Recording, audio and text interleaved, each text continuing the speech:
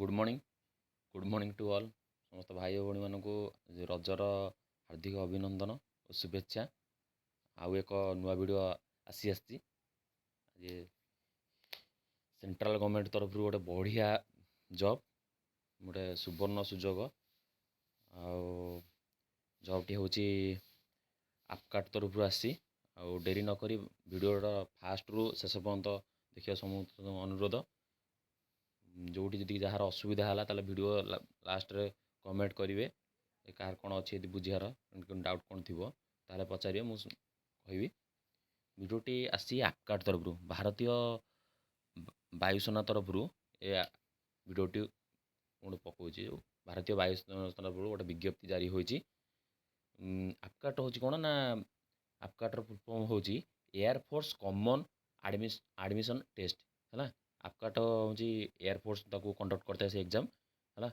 आउ तार total 334 post अच्छी 334 पोस्ट बहुत बढ़िया वैकेंसी अच्छी है। ये कि +2 पिला जो मैंने +2 पास करते से मैंने पकई पारे +3 पिला भी आवेदन करेंगे है। बयस सीमा रखा जाइए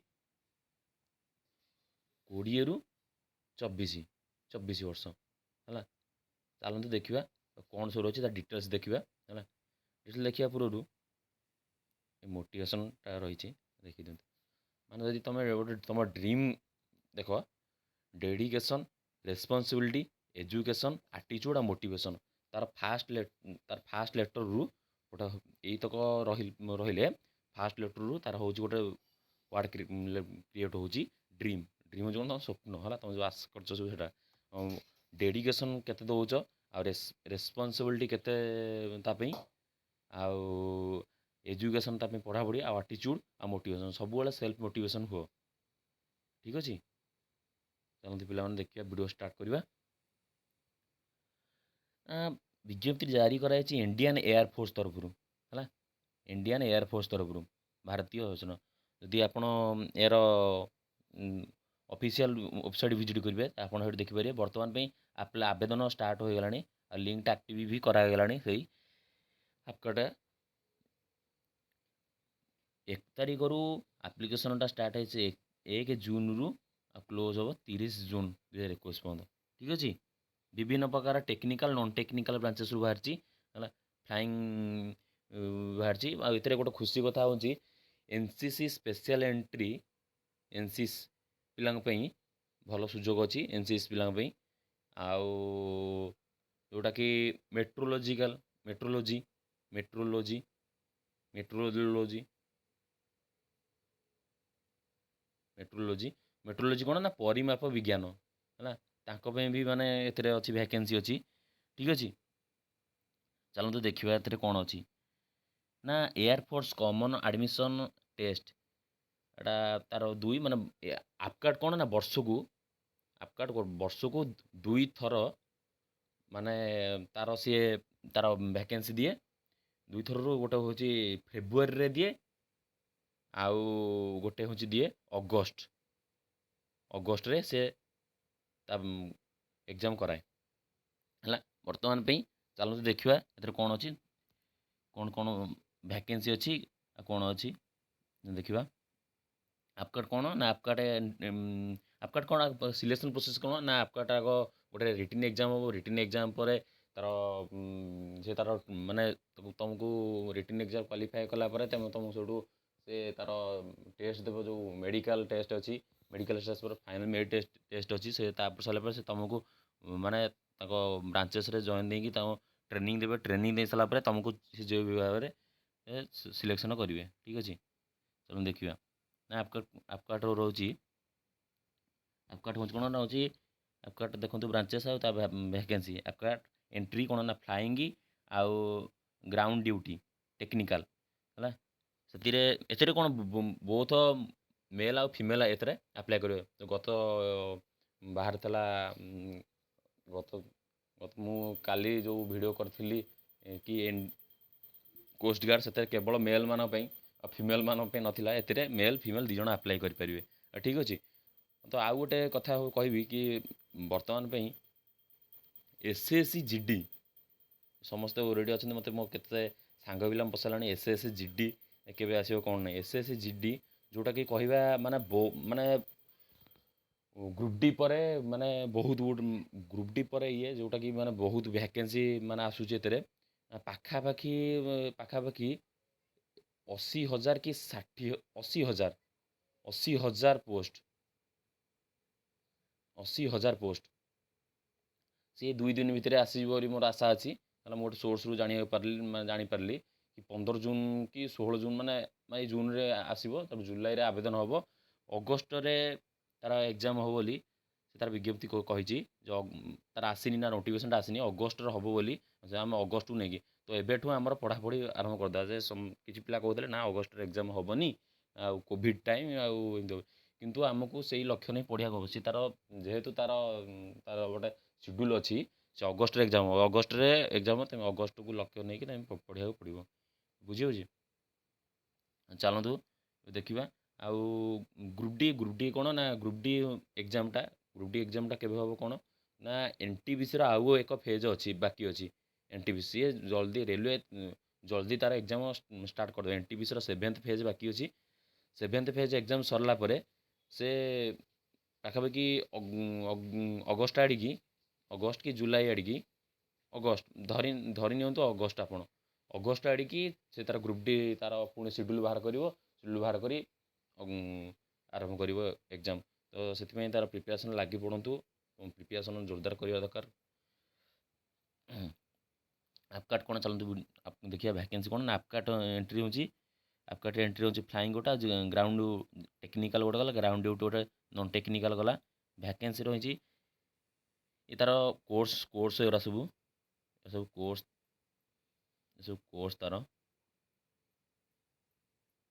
କୋର୍ସ ସବୁ ତା'ର ଭ୍ୟାକେନ୍ସି SSCରେ ଏଠି 96ଟି ଅଛି, ଆଉ ଏଠି ଅଛି SSC 78 ଆଉ PC ହେଉଛି 31। SSC PC କ'ଣ ନା SSC ତୁମେ ଶୁଣୁଛ SSC କ'ଣ, SSC ଭାବୁଛ ଷ୍ଟାଫ୍ ସିଲେକ୍ସନ୍ କମିଶନର, ନା ଏଥିରେ ସେଇଆ ନୁହଁ। ଏଥିରେ SSC ହେଉଛି କ'ଣ ନା ସର୍ଟ ସର୍ଭିସ୍ କମିଶନର ହେଲା। ଏଥିରେ SSC ହେଉଛି ସର୍ଟ ସର୍ଭିସ୍ କମିଶନ, ଆଉ PC ହେଉଛି କ'ଣ ନା ପର୍ମାନେଣ୍ଟ କମିଶନ। ଏଇଟା ତା'ର ଜବ୍ର ଗୋଟେ ପିରିୟଡ଼ ଗୋଟେ ମାନେ PC ହେଉଛି କ'ଣ ନା ଯେଉଁଟା ପର୍ମାନେଣ୍ଟ, ତୁମେ ସେଥିରେ ଯେଉଁ ଜବ୍ କରିବ ଯେଉଁ ପର୍ମାନେଣ୍ଟ ତା'ର ଯେଉଁ ଯେତିକି ମାନେ ତା'ର ଏଜ୍ ଯେତିକି ଥିବ ସେତିକି ପର୍ଯ୍ୟନ୍ତ ତୁମେ ସେ ପର୍ଯ୍ୟନ୍ତ ଜବ୍ ସେଥିରେ କରିପାରିବ। କିନ୍ତୁ SSC କ'ଣ ନା ସର୍ଟ କମିଶନର, ମାନେ ସେଥିରେ କ'ଣ ନା 14 ଇୟର୍ ସେ ଇଏରେ ସେ ବିଭାଗରେ 14 ଇୟର୍ ହେଉଛି। ସେଥିରେ କ'ଣ ନା ତା'ର ଜବ୍ ସମୟ ସୀମା ହେଉଛି 14 ବର୍ଷ ହେଲା। ତାପରେ ଗ୍ରାଉଣ୍ଡ ଡ୍ୟୁଟି ନନ୍ ଟେକ୍ନିକାଲ୍ରେ 42ଟି ଅଛି। PCରେ 10 ଅଛି ଆଉ 42 ଅଛି। ଆଡମିନ୍ରେ ADNର ହେଉଛି SSC ହେଉଛି 4ଟି ଆଉ SSC ହେଉଛି 17ଟି ଅଛି। PC ହେଉଛି 4ଟି ଆଉ 17ଟି। NC ସ୍ପେଶିଆଲ୍ ଏଣ୍ଟ୍ରି ହେଲା, ଏଇଠି ଦେଖିଦିଅନ୍ତୁ NC ସ୍ପେଶିଆଲ୍ ଏଣ୍ଟ୍ରି ହେଲା। NC ସ୍ପେଶିଆଲ୍ ଏଣ୍ଟ୍ରି ପାଇଁ ତୁମର ବି ସାର୍ଟିଫିକେଟ୍ ଦରକାର, NC ସାର୍ଟିଫିକେଟ୍ ଦରକାର। ଫ୍ଲାଇଂରେ ଅଛି, ତା'ର ହେଉଛି କୋର୍ସ ନମ୍ବର ରହିଲା। କ'ଣ ଲେଖା ହେଇଛି ନା 10% seat out of CDSI vacancy for PC and 10% seat out of AFCAT vacancy for SSC। କ'ଣ କହିଲା ନା CDSI କ'ଣ ନା କମ୍ବାଇନ୍ଡ ଡିଫେନ୍ସ ସର୍ଭିସ୍ ଏକ୍ଜାମିନେସନ୍, ତା'ର 10% ଆଉ ଏ ଆପକାର୍ଟର 10%। ଏଇ 10% ଯେତିକି ମାନେ ଭ୍ୟାକେନ୍ସି ଅଛି ଆର 10%, ଆଉ CDSI combined defence service examination ତା'ର 10%, ଏଥିରେ ଅଛି ସିଟ୍। ତାପରେ ମେଟ୍ରୋଲୋଜି ଏଣ୍ଟ୍ରି କ'ଣ ନା ମୁଁ ଯେମିତି କହିଥିଲି ମେଟ୍ରୋଲୋଜି ହେଉଛି ପରିମାପ ବିଜ୍ଞାନ, ସେଥିରେ ଅଛି 22ଟି ଆଉ SSCରେ ଅଛି 22 ଆଉ PCରେ ଅଛି 6। ଠିକ୍ ଅଛି, ଚାଲନ୍ତୁ ଦେଖିବା ଆଜି PC କ'ଣ ନା PC ମେନ୍ ହେଇଠି ଦେଖନ୍ତୁ। PC କ'ଣ ନା ଟାଇପ୍ ଅଫ୍ କମିଶନର ଗୋଟେ candidate joining PC offers would continue to serve till age of ଯଦି ତା'ର ମାନେ ତା'ର ଏୟାରଫୋର୍ସର ଯେତିକି ତା'ର ସମୟ ସୀମା ଅଛି ସେ ପର୍ଯ୍ୟନ୍ତ ତୁମେ ଜବ୍ କରିବ। SSC ଫର୍ ମେନ୍ ଆଉ ଓମେନ୍। SSC ହେଉଛି ଯେଉଁ କହିଥିଲି କି ସର୍ଟ ସର୍ଭିସ୍ କମିଶନର, ସେଇଟା ଯେଉଁ 14 ବର୍ଷ। ଚାଲନ୍ତୁ ଦେଖିବା ଏହାର ଏଜ୍ ବୟସ ସୀମା ସବୁ କ'ଣ ରହୁଛି। ରହିଲା କି ଫ୍ଲାଇଂ ବ୍ରାଞ୍ଚ ପାଇଁ କ'ଣ ନା 20ରୁ 24 ବର୍ଷ ହୋଇଥିବା ଦରକାର ତୁମକୁ ହେଲା। Born that is born between 2 July 1998 1998 ଭିତରେ ସମସ୍ତେ ଜନ୍ମଗ୍ରହଣ କରିଥିବେ ହେଲା। ତାପରେ ଗ୍ରାଉଣ୍ଡ ଡ୍ୟୁଟିରେ ବି ସେମିତି ନା 20ରୁ 26 ବର୍ଷ ହେଲା। ଆଉ 1 ଜୁଲାଇ 2022 ତୁମକୁ ହେଇଥିବା ଦରକାର। ଜନ୍ମ କ'ଣ ଥିବା କଥା ନା 1996ରୁ 2002 ଭିତରେ।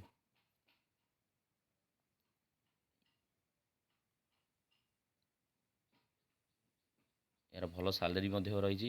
ଆଉ ସାଲେରୀ 56,100ରୁ ଲକ୍ଷେ ପର୍ଯ୍ୟନ୍ତ ଅଛି। ଯେଉଁ 7th ପେ ରୁଲ୍ ଟେବୁଲ୍ 10 ବନ୍ଦ ହେଲା ବେଳକୁ ଏହାର ରହିବ 56,000। ଠିକ୍ ଅଛି। ତାପରେ ବଡ଼ିରେ ଶୁଣନ୍ତୁ, ଯେଉଁମାନେ କି ଡିଫେନ୍ସରେ ପ୍ରିପେୟାର ହେଉଛନ୍ତି କି ଯାହା କରୁଛନ୍ତି, ବଡ଼ିରେ ମୁଁ କାଲି କହିଥିଲି ବଡ଼ିରେ ଟାଟୁ କରନ୍ତୁ ନାହିଁ। ଠିକ୍ ଅଛି।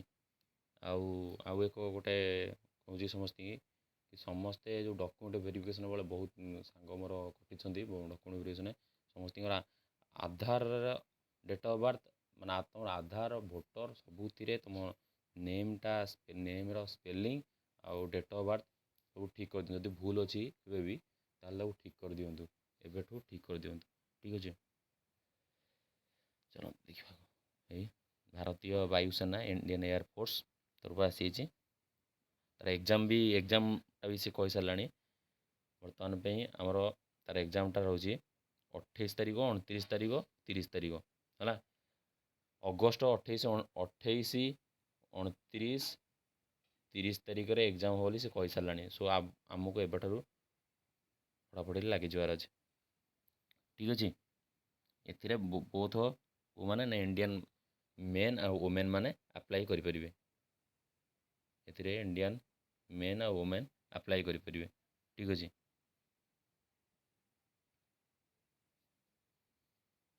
ଚାଲନ୍ତୁ ଦେଖିବା ଭ୍ୟାକେନ୍ସି ଦେଖିଲେ। ଚାଲନ୍ତୁ ଦେଖିବାକୁ ସିରିଆଲାଇଜ୍ କରିଦେଇ ପୁରା ସମରି କରିଦେଇଛି। ଆଉ ସମରିରେ ଦେଖିବା। ଷ୍ଟାର୍ଟିଂ ଡେଟ୍ ରହୁଛି 1 ଜୁନ୍ରୁ ଆଉ ଆମର ଲାଷ୍ଟ ଡେଟ୍ ରହିଛି 30 ଜୁନ୍। ଆଉ ତା'ର ଯେଉଁ ଏକ୍ଜାମ୍ଟା ରହିଛି 28ରୁ 30 ଅଗଷ୍ଟ ହେବ 2021ରେ। ଠିକ୍ ଅଛି।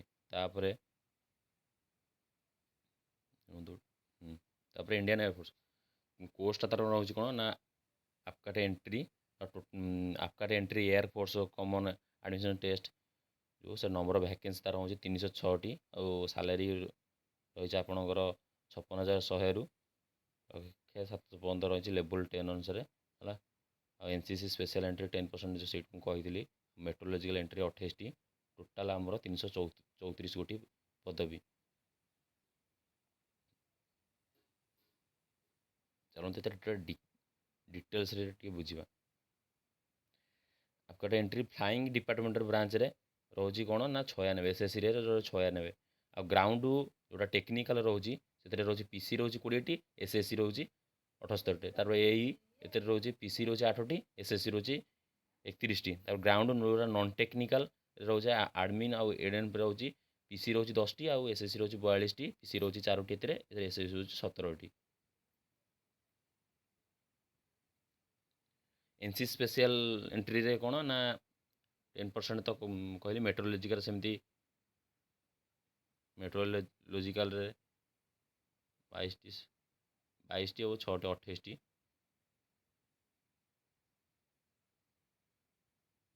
ଚାଲନ୍ତୁ ଦେଖିବା ଏଲିଜିବିଲିଟି କ୍ରାଇଟେରିଆ କ'ଣ ତା'ର ଏଲିଜିବିଲିଟି ରହିଛି। ପୋଷ୍ଟ ଆପକାଟ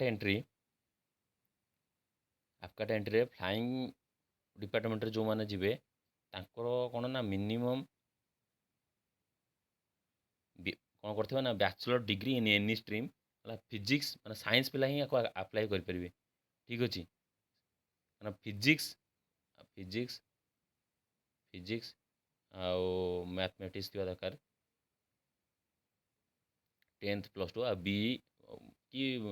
ବି ମାନେ କ'ଣ ବ୍ୟାଚଲର ଇଞ୍ଜିନିୟରିଂ କରିଥିବେ କି ବିଟେକ୍ କୋର୍ସ କରିଥିବେ। ଏଜ୍ କ'ଣ ନା 20ରୁ 24 ବର୍ଷ ରଖାହେଇଛି। ଗ୍ରାଉଣ୍ଡ ଡ୍ୟୁଟି ଯେଉଁଟା ଟେକ୍ନିକାଲ୍ ମାନଙ୍କ ପାଇଁ କ'ଣ ରଖାହେଇଛି ना +2 इंटरमीडिएट 60% मार्क थिबा दरकार मैथ और फिजिक्स रे हला मिनिमम 4 ईयर ग्रेजुएशन भी करथिबा दरकार तो अदर एति करथले माने +2 करथिबा फिजिक्स और मैथ रे परसेंटेज चलिबो ग्रेजुएशन भी करथिले चलिबो किछ असुविधा नाही बयस हमर 20 ରୁ 26 वर्ष होइथबा दरकार जोटा तापर ग्राउंड ड्यूटी जोटा कि नॉन टेक्निकल मान पे रही चलो देखा कौन अच्छी ना बैचलर डिग्री एनी स्ट्रीम जेकोसी स्ट्रीम मतलब एंतला प्लस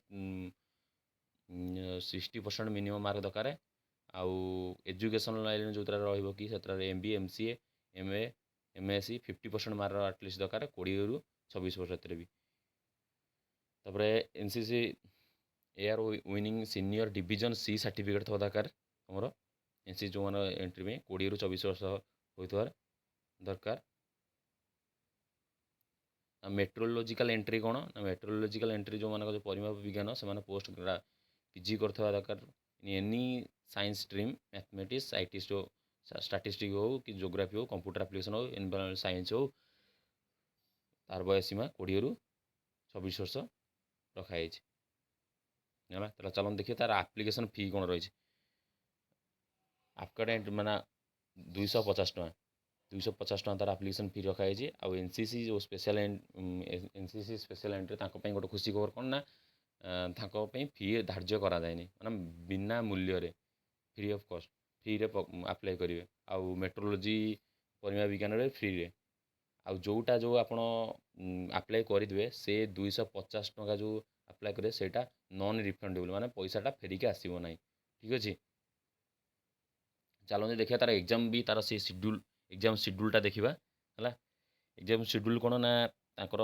जो 28 तारीख 28 तारीख में 2टा शिफ्ट रखिए सी 7:30 रखिए 12:30 आउ 29 तारीख 7:30 12:30 30 तारीख 7:30 12:30 गोटे शिफ्ट सेकेंड शिफ्ट 12:30 तो आमर कौन करा ना 7:30 ରୁ 9:30 अच्छी भेरिफिकेसन हम admit card ID proof biometrics थम जो जो जो ऑनलाइन एग्जाम गलाबे जो ऑर्डिनरी काम गुरा सेरा करा किंतु एगुराक इंपोर्टेंट जदि एगुराक को मानकर भी भूल भाल बाहर सेठी फ्यूचर भी से माने फ्यूचर भी बहुत खराब से तुम तुम आधार तो आईडी सब करेक्शन कर जो भूल अच्छी ना भूल अच्छी डेट ऑफ बर्थ भूल अच्छी बापा ना भूल अच्छी एड्रेस भूल अच्छी ताको एबेठारु करेक्शन कर दियो ठीक अच्छे तार आम जानीगले कौन ना 7:30 ରୁ 12:30 पर्यंत 7:30 फास्ट शिफ्ट 12:30 सेकेंड शिफ्ट तो 7:30 ରୁ 9:30 जो फास्ट शिफ्ट अच्छी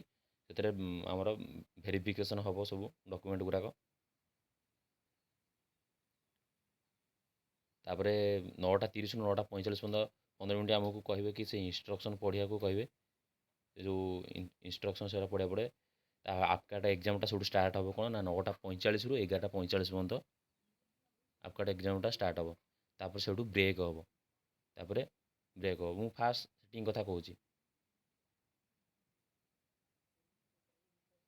फास्ट तापर ब्रेक सैला पर लास्ट गोटे इकेटी एग्जाम हम है जो मैंने कि नॉन टेक्निकल माने रे इंजीनियरिंग नॉलेज टेस्ट इकेटी कौन ना इंजीनियरिंग नॉलेज टेस्ट है सेटा केत हम जो मैंने कि सेकेंड सेटिंग रे से माने इकेटी टेस्ट देवे क्या सेटा हूँ टेक्निकल नॉन टेक्निकल बुझे जो मान second shift second setting time हो जानी केतटारे 12:30 ରୁ आमर सेकेंड शिफ्ट ठीक अच्छे सिलेबस चलन देखा आपकार्ड सिलेबस कौन अच्छे आपकार्डर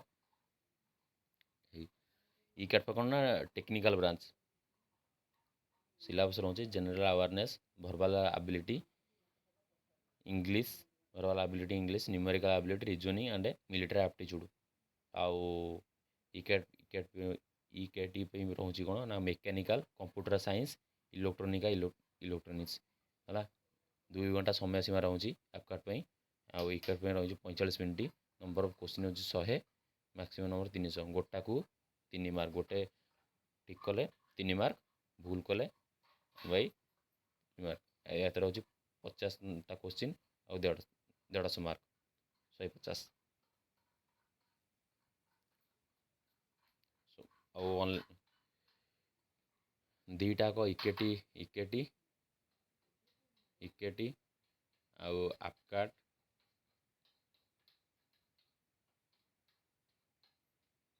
ଆପକାର୍ଟ ଦୁଇଟା ଯାକ ମଲ୍ଟିପୁଲ୍ ଚଏସ୍ ରହିବ ହେଲା। I double I triple I ହୋଇକି ରହିବ। ଠିକ୍ ଅଛି। ମଲ୍ଟିପୁଲ୍ ଚଏସ୍ କୋଶ୍ଚିନ୍ ମାର୍କିଂ କେମିତି କ'ଣ କରାଯିବ ନା ଗୋଟେ ଠିକ୍ କଲେ 3 ମାର୍କ, ଆଉ ଯଦି ଗୋଟେ ଭୁଲ କରୁଛେ 1 mark will be deducted in 1 mark will be deducted for every incorrect answer. Sorry, ଗୋଟେ ମାର୍କ ପାଇଁ ଗୋଟେ ମାର୍କ ପାଇଁ ଆମକୁ 3 ମାର୍କ ଦିଆଯିବ, ଆଉ ଆମେ ଯଦି ଗୋଟେ ଭୁଲ କରିବା ତାହେଲେ ଗୋଟେ ମାର୍କ କଟିବ। ଆମେ ତାହେଲେ ଗୋଟେ ମାର୍କ ପାଇଁ ଆମକୁ 3 ମାର୍କ ଦିଆଯିବ, ଯଦି ଗୋଟେ ଭୁଲ କରିବା ତାହେଲେ ଗୋଟେ ମାର୍କ କଟିବ। ଯଦି ଆମେ ଯଦି ଆଟେଣ୍ଡ କରିନଥିବା ତାହେଲେ ତା ପାଇଁ କୌଣସି ମାର୍କ କଟିବ ନାହିଁ। ଠିକ୍ ଅଛି। କୋଶ୍ଚିନ୍ଟା ମଲ୍ଟିପୁଲ୍ ଚଏସ୍ରେ ଆସିବ। ତ ଏବେଠାରୁ ଏକ୍ଜାମ୍ ପାଇଁ ଲାଗି ପଡ଼ନ୍ତୁ। ଆଉ ଏକ୍ଜାମ୍ ଆସିବ ବର୍ତ୍ତମାନ ପାଇଁ, ତାର ଲିଙ୍କ୍ ଆବେଦନ ପ୍ରକ୍ରିୟା ଜାରି ହୋଇଗଲାଣି। ବହୁତ ବଢ଼ିଆ ନିଯୁକ୍ତି ଆପକାର୍ଟଟା ଇଣ୍ଡିଆନ୍ ଏୟାରଫୋର୍ସ ତରଫରୁ। ଆଉ ସେଥିପାଇଁ ସମସ୍ତଙ୍କୁ ଯେଉଁମାନଙ୍କର ଅଛି ଏଲିଜିବୁଲ୍ ଅଛି ସମସ୍ତେ ଆପ୍ଲାଏ କରନ୍ତୁ। ସମସ୍ତଙ୍କୁ ରିକ୍ୱେଷ୍ଟ କରୁଛି ଆପ୍ଲାଏ କରନ୍ତୁ। ମାନେ ଯେଉଁମାନେ ଏଲିଜିବୁଲ୍ ସେମାନେ ଆପ୍ଲାଏ କରନ୍ତୁ। ବହୁତ ବଢ଼ିଆ ନିଯୁକ୍ତି। ଭିଡ଼ିଓଟି ଯଦି ଭଲ ଲାଗିଥିବ ତାହେଲେ ଲାଇକ୍ କରିବେ, ସବସ୍କ୍ରାଇବ୍ କରିବେ, ଆଉ ସେୟାର ମଧ୍ୟ କରିବେ। ଧନ୍ୟବାଦ। ଜୟ ଜଗନ୍ନାଥ।